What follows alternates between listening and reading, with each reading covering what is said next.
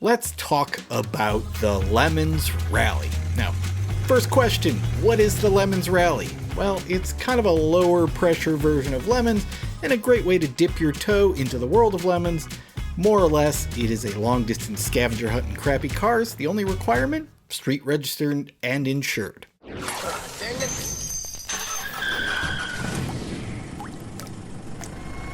Yeah, so the rally is a great place for super weird stuff that could never really meet the rules for a 24 Hours of Lemons race. Stuff like kit cars, weird trucks, and just plain super wackadoodle home builds like Jim Forbes' Wedge, and also this. The Doom Buggy. The Doom Buggy was brought to us by Team Mustang. Now, these are longtime Lemons Rally participants who brought crap like an Eclipse that totally wasn't stolen, AMC Eagle, and of course a Ford Mustang they sold at the end of their first rally to buy tickets to get home. Now, the Lemons Rally is actually a scored event. You get points for all kinds of things, one of which being having a real crappy-ass car. So when they saw this, the Doom Buggy, for sale, they say, this is so dumb, it's going to rack up so many initial points that there's no way we're not going to win this Lemons Rally.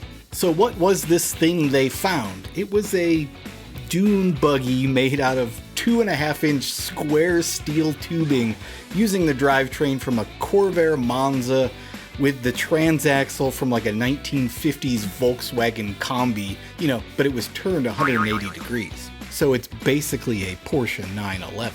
Ha-ha! Now this will come as a shock. The original builder of the Doom Buggy never really finished it, and it sat for 20 years covered in a tarp where it became home to several generations of rodents. America. What a place.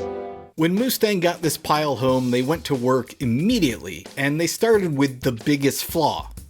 No, it wasn't the fact it didn't run. Wasn't the rodent nest that had spread throughout the entire car, and it wasn't the title issues with the state of California. Big problem was it didn't have enough seats for the whole team. There's a shortage of chairs. Oh. Yeah. To create more space, Team Mustang went to work with their welders and angle grinders and added a full 44 inches of length to the body so they could add 2 additional seats. This is a Corvair drivetrain. It doesn't have a drive shaft or a transmission running through the whole car, so not a problem, right? Well, there was one small problem. The shift linkage was now about 3.5 feet short of the driver. No problem. They just decided, let's just leave it alone. Yep, that's it. They decided it would be much safer and smarter just to have the person riding behind the driver be the engineer. And through a series of hand signals and yelling at each other, the Mustang guys would be able to shift gears from the rear seat of the Doom Buggy.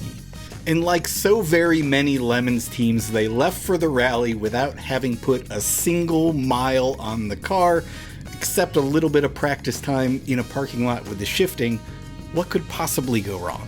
Meanwhile, they're not very confident in the Doom Buggy's ability to, drive, which is maybe not ideal since the Lemons Rally was over 1,000 miles, but to play it safe, they decided to trailer the car to the rally start, and they showed up in very high fashion, matching insulated flight suits.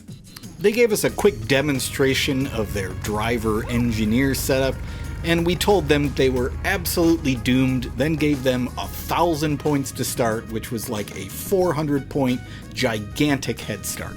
And it's a good thing they had that head start because, as they predicted, after they registered, this thing would not start or run. So they spent hours working on it, and they finally got it driving. At this point, they're way behind everybody else. They get to a checkpoint, they have to work on it there. They get to another checkpoint, they're working on it there. Basically, this established a schedule where they'd make like maybe 10% of the checkpoints on the rally route and also take forever to do it, arriving at the hotel at 4 a.m. every night. And while the late nights were indeed part of their schedule, Team Mustang finally figured out in the middle of day one how to make the Doom Buggy work, and they hit all of the checkpoints for the rest of the rally. It was incredible. Throughout all of that, the driver/engineer system worked somehow, and they rolled into the finish line in Santa Cruz with a massive margin of victory on points over some really bad cars. Now, Chief Perp J. Lamb, a Santa Cruz resident, happened to be at the rally's end and took a crack at test driving the Doom Buggy's engineering system. Hey Jay, what'd you think of the Doom Buggy?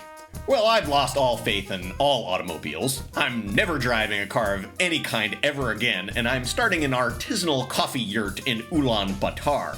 That's the low-hanging fruit here. Now let's be clear, you are not required to bring something like a Doom Buggy to a Lemons rally. There's people in daily drivers, we even have a rental car class. It's all about just getting out there and hitting the road. But much like the Index of Effluency winners at Lemons races, the winning cars, the top of the podium at a Lemons rally, are ones that are really, really bad. Second!